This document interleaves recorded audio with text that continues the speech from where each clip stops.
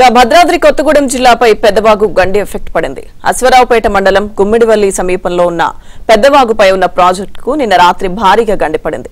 దీంతో ప్రాజెక్టులోని నీళ్లన్నీ దిగువకు వెళ్లడంతో ప్రాజెక్టు అంతా ఖాళీ అయింది.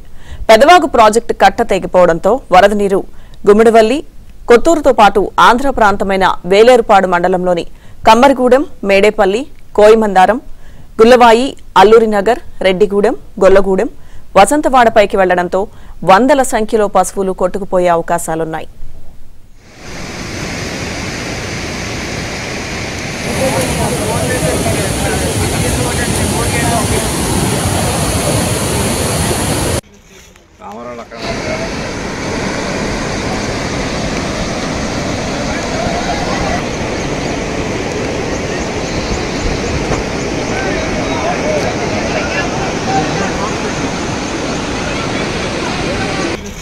కామరాలు అక్కడ సరిగ్గా అక్రమాలు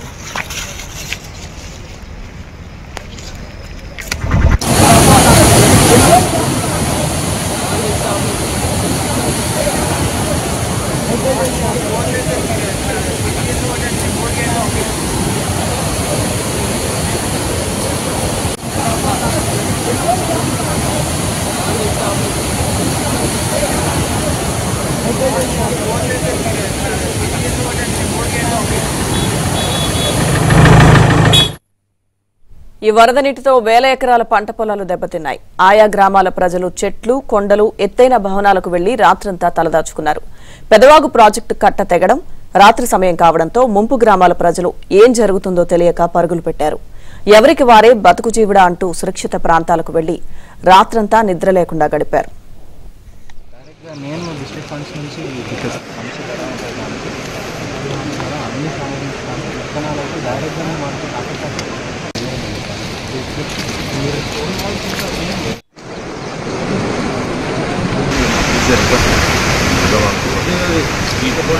వాచ్ అండ్ వార్డ్ కింద సో మ్యాక్సిమం జనాలకి అది ఇప్పించాలని నేను చెప్తున్నాను. విత్తనాలు డైరెక్ట్గా నేను డిస్ట్రిక్ట్ ఫండ్స్ నుంచి ఇప్పిస్తాను.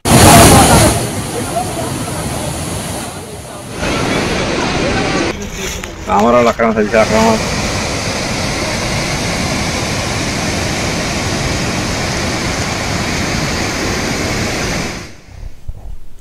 కేవలం కట్టుబట్టలతోనే జనం సురక్షిత ప్రాంతాలకు వెళ్లారు. 1989లో ఇటువంటి విపత్తు రాగా మళ్లీ ఇప్పుడే వచ్చింది. ఇక తెలంగాణ ప్రాంతంలో 2000 పైచిలకు వ్యవసాయ భూములుండగా ఆంధ్ర ప్రాంతంలో 14 ఎకరాల పైచిలకు వ్యవసాయ భూములున్నాయి.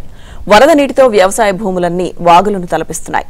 అధికారులు సహాయ చర్యలు చేపట్టేందుకు కూడా వీలు లేకుండా ముంపు గ్రామాలకు వెళ్లే దారి లేకుండా పోయింది. ఇదిలా ఉంటే మరో 2 రోజులు వర్షాలు కొనసాగుతాయని చెప్పడంతో ముంపు గ్రామాల ప్రజలు భయాందోళనకు గురవుతున్నారు.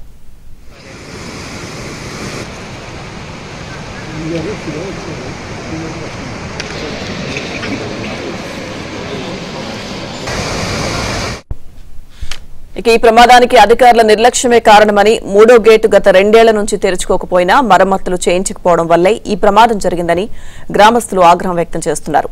ఈ ప్రాజెక్టు కట్ట నిర్మాణానికి 100 కోట్ల రూపాయలు ఖర్చవుతుందని అధికారులు చెబుతున్నట్టుగా తెలుస్తోంది. ఇక ఈ ఘటనపై ఎప్పటికప్పుడు మంత్రులు తుమ్మల నాగేశ్వరరావు, పొంగులేటి శ్రీనివాసరావులు సమీక్షిస్తున్నారు.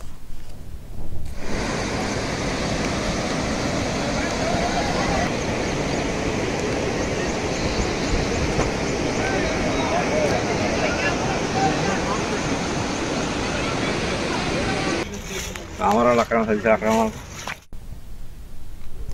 భద్రాద్రి కొత్తగూడెం జిల్లాలో పెద్దవాగుకు గండిపడడంతో చాలా ప్రాంతాలు ముంపుకు గురయ్యాయి. పూర్తి అప్డేట్స్ మా ప్రతినిధి రవి అందిస్తారు.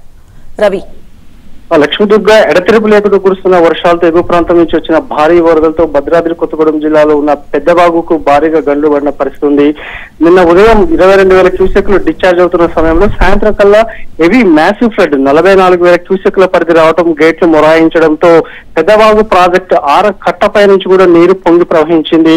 ఆ సమయంలో పెద్ద ఎత్తున గండ్లు పడటంతో పాటు ఆ డిశ్చార్జ్ అయిన వాటర్ అంతా సమీపంలో ఉన్న వాగుల్లో కలవడంతో వ్యవసాయ పొలాల్లో పనిచేస్తున్న 30 మంది కూలీలు కూడా అక్కడ చిక్కున్న పరిస్థితి కనిపించింది.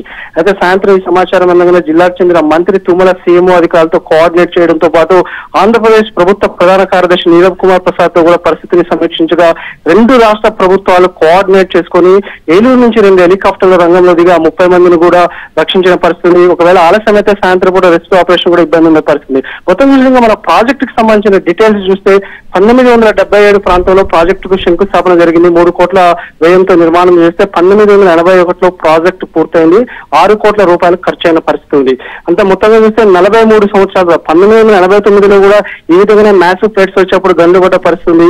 ప్రస్తుతం నిన్న గండ్లుబడ్డ పరిస్థితి చూసుకున్నట్లయితే నిండుకుండలా ఉన్న పెదవాగు ప్రాజెక్టు ప్రస్తుతం గండ్లుబడి నీరంతా ఇళ్లపై కూడా ఖాళీగా దర్శనమిస్తున్న పరిస్థితి ఉంది. ఈ ఆనకట్టని మళ్ళీ రీకన్స్ట్రక్ట్ చేయాలంటే కూడా 100 కోట్లు ఖర్చు అవుతుందని కూడా ఇరిగేషన్ అధికారులు ప్రాథమిక అంచనా వేస్తున్నారు. ఎందుకంటే నిర్మాణ వ్యయం చాలా పెరిగింది. ఇలాంటి పరిస్థితులు ఎప్పుడో 43 ఏళ్ల క్రితం కట్టిన ప్రాజెక్ట్ ఇది. ఇప్పుడు ఇలాంటి ఆనకట్ట నిర్మాణం చేయాలంటే పెరిగిన ఖర్చు రీత్యా కూడా భారీ ఎత్తున కూడా ఖర్చు అయ్యే పరిస్థితి ఉంది. మొత్తం చూసి ఈ ప్రాజెక్టు కి సంబంధించి ఒక చరిత్ర ఉంది. 2 రాష్ట్ర ప్రభుత్వాలు ఇటు తెలంగాణ టు ఆంధ్రప్రదేశ్ కి ఇది ఒక ఉమ్మడి project. Reservoir head regulator Telangana భౌగోళికంగా తెలంగాణ ప్రాంతంలో ఉంటుంది, ఆయకట్టు అంతా ఆంధ్ర ప్రాంతంలో ఉంటుంది. రాష్ట్ర విభజన జరిగినప్పుడు ఈ ప్రాజెక్టుకి సంబంధించి తెలంగాణ ప్రాంతంలో ఉన్నది, అదేవిధంగా ఆయకట్టేమో ఆంధ్ర ప్రాంతంలో ఉంది. గతంలో ఇక్కడ కేసీఆర్ ప్రభుత్వం, అక్కడ జగన్ ప్రభుత్వం కూడా ఈ ప్రాజెక్ట్ ను గాలి కొదిలేసిన పరిస్థితి ఉండేది.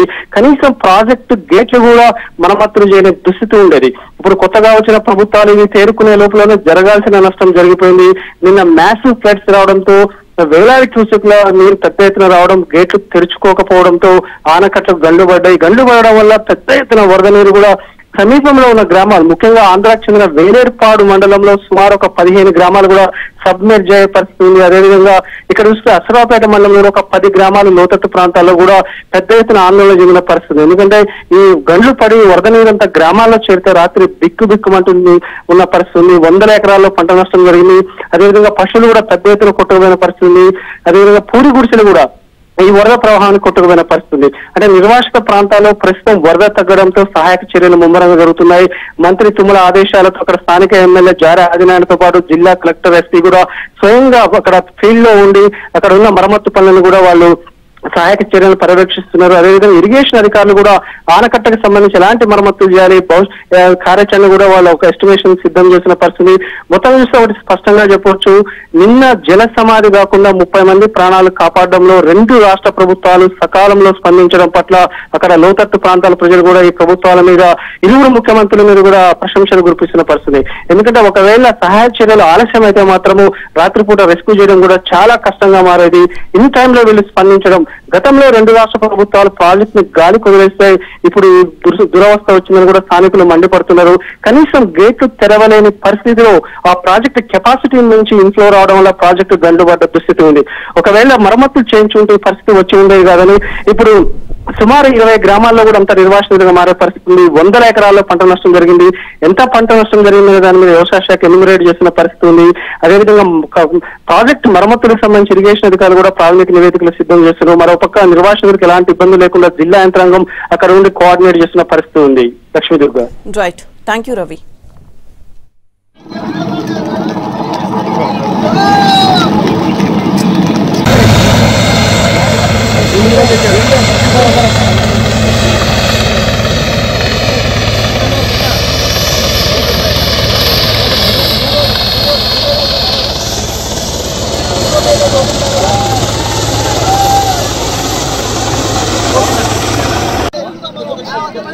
రావు సార్ చూడండి.